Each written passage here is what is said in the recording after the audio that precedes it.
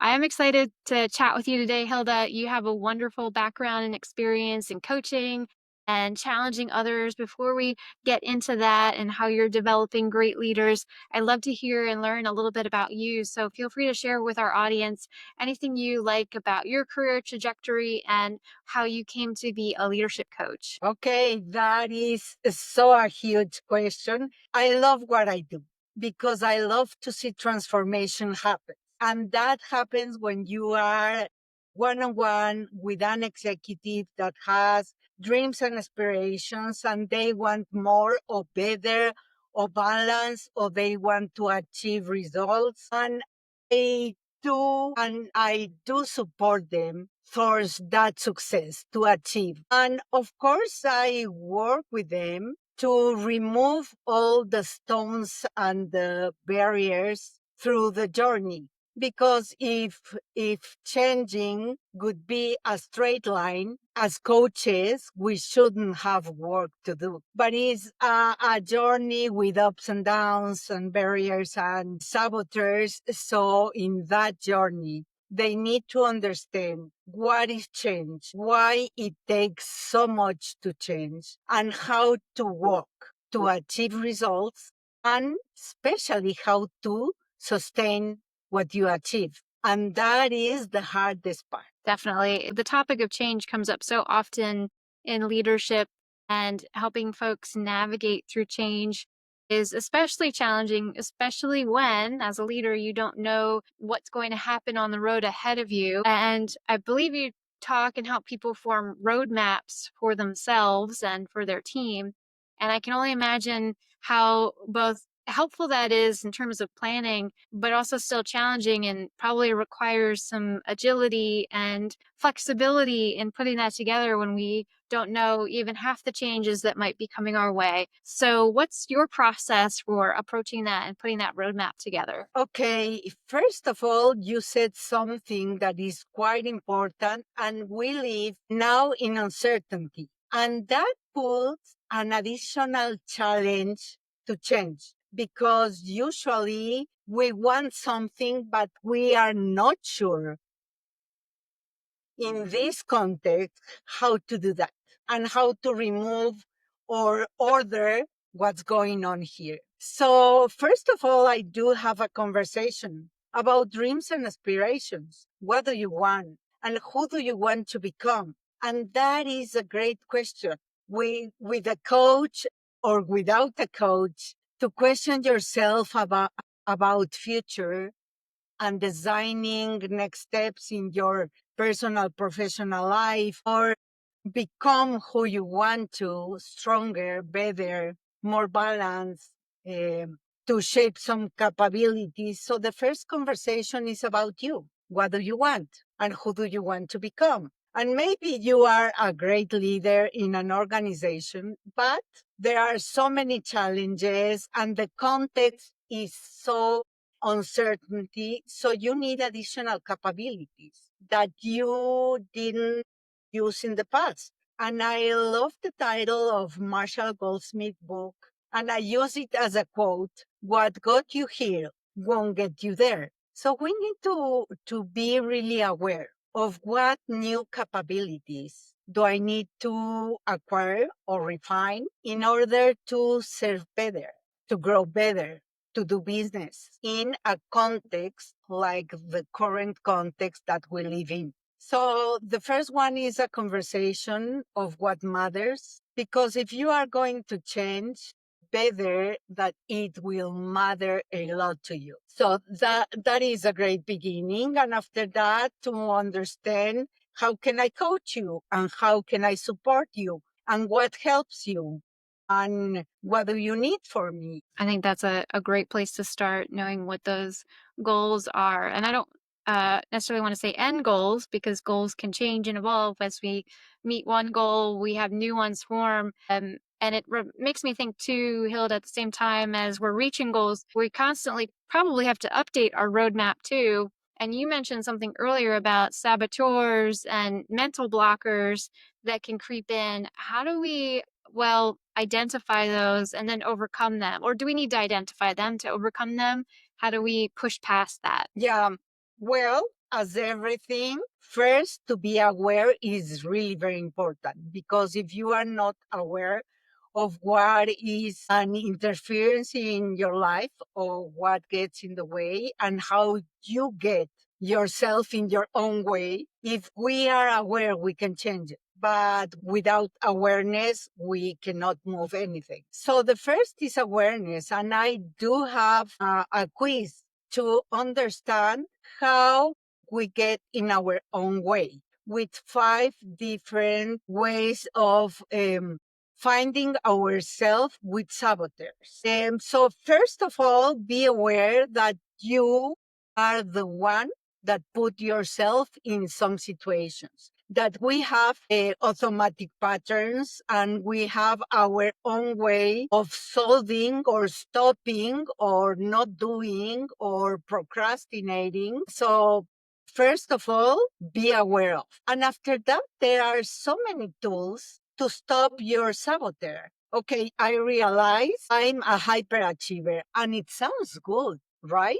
But it would be better if I'm an achiever, not a hyperachiever, because a hyper goes too far and stress me a lot and put myself into so many situations that creates me a whole big anxiety. So better to be an achiever and to know how can I get there in my best capabilities, not in my worst. And usually we don't know how, but there are a bunch of strategies and techniques to do that and to stop your saboteurs and not to allow your inner voice to get you crazy. You cannot do that. Really? You want to change? Why? This is so big. Are you sure? Are you going to complete it? Or you are going to get crazy in the middle. So we need to stop and not to listen or completely stop your saboteurs and allow you to create a different pattern in your head to respond and to thrive, because we have two voices in our head, one that allows us to survive and the other one that take you to explore and thrive. So which voice do you want to hear? So in our best awareness, we will say we want to thrive, but actually the survival brain is there to prevent us from changing. So we need to manage that, because if not, I'm not going to move from my current place. Imagine that's a relief for folks to hear, actually, too, Hilda, because if we are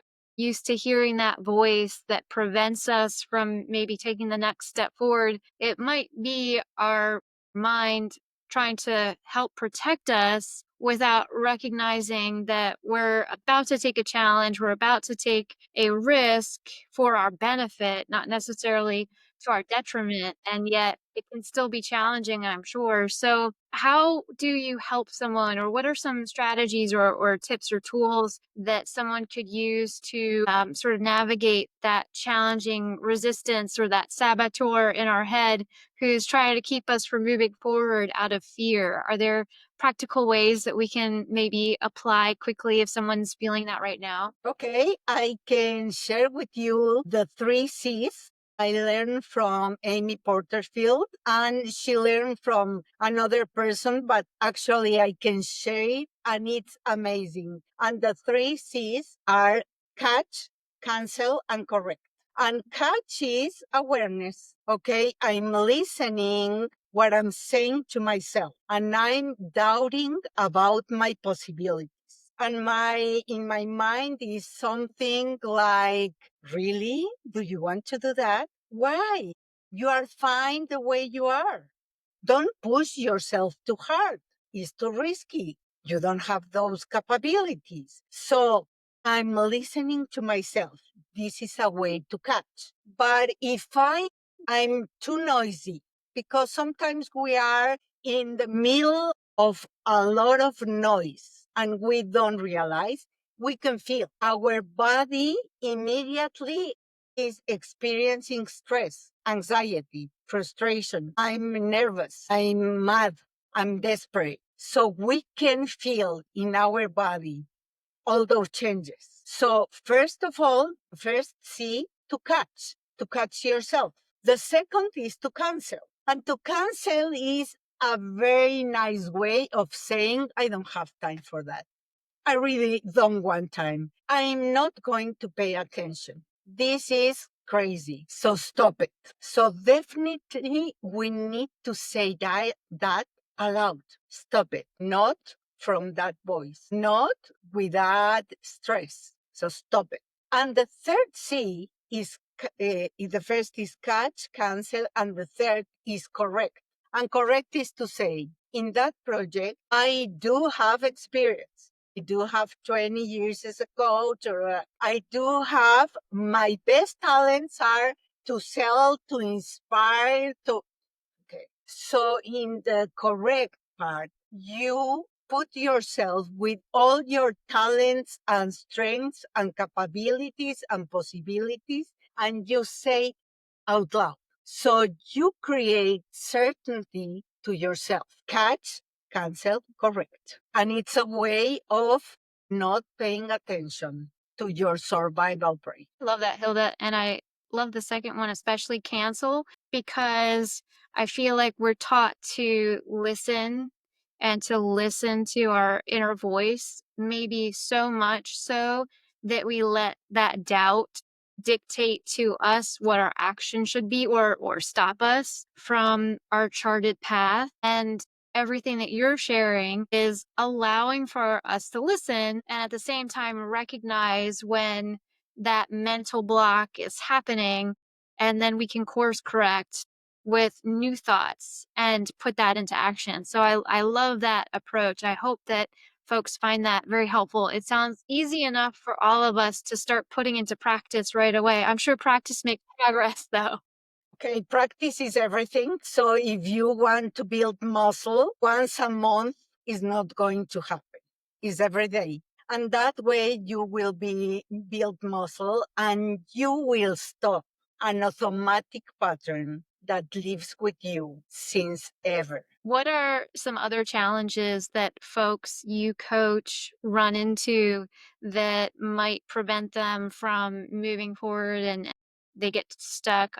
I know you mentioned procrastination a little bit earlier. Is procrastination of that same sort of mindset, or is it a completely different mindset with a different sort of root cause? Well, actually, procrastination is full of fear, and the saboteurs are showing you fear. So it is the same. When you stop your inner voice and your saboteurs, and you don't allow to be in your whole focus and take your life as a hostage, you can deal with procrastination. And the best way to do that is with small steps. I do love big challenges. I love it.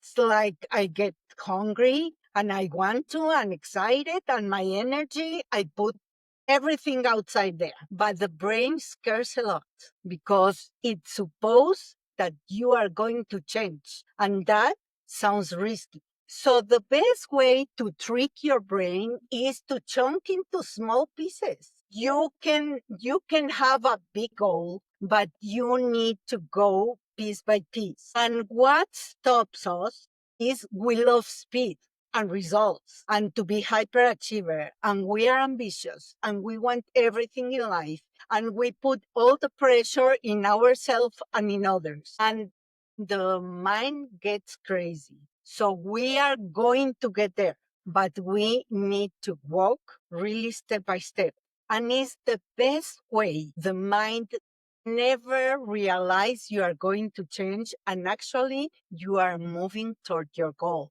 It's like I listen to some of my clients and they began, oh, okay, I need to be a fit person. I need to be a healthy person. And I'm going from tomorrow on, I stop to eat carbs and I go to the gym 6 times a week. And I said, hold on, hold on. That way you are going to alert your brain. And this is going to be crazy. You are going to stay 3 days in the goal. And the third day, you are going to stop.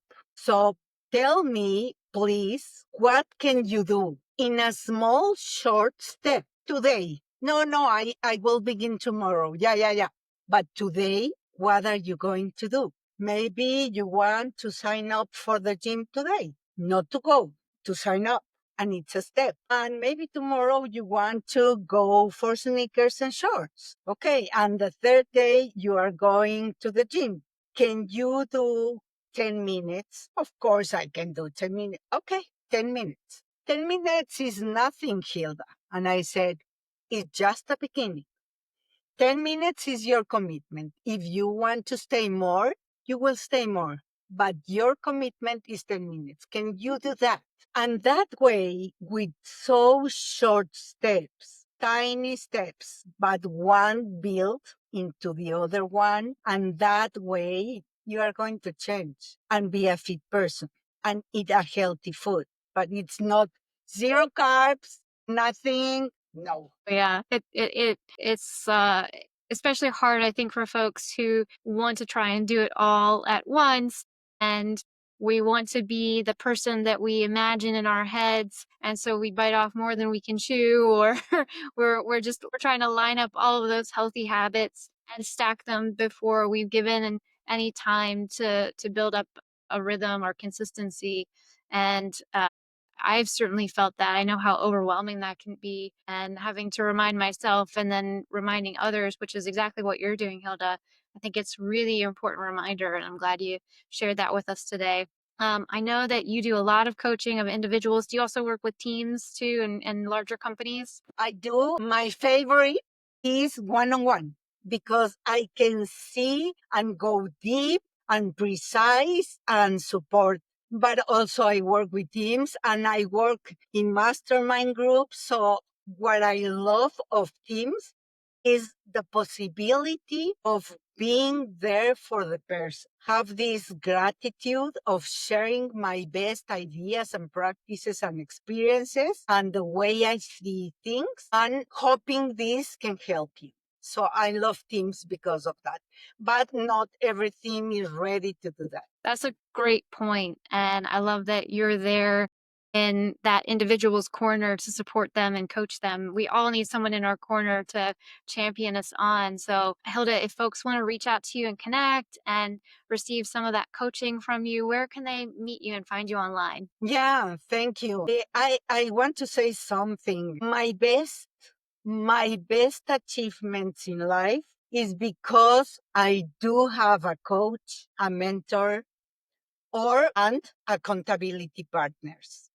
Um, because I support myself in others, and that are my best times of achievement. So I recommend that if your audience wants to change and to do something valuable, that will go and find a coach. They can find me in hildafainsod.com, and they can find me in LinkedIn and Instagram, also as Hilda Fainsod, in every place. And they can read my books. I do have one in Spanish, Buen Camino, and I have in English, Power Up, the executive roadmap to transforming life and business.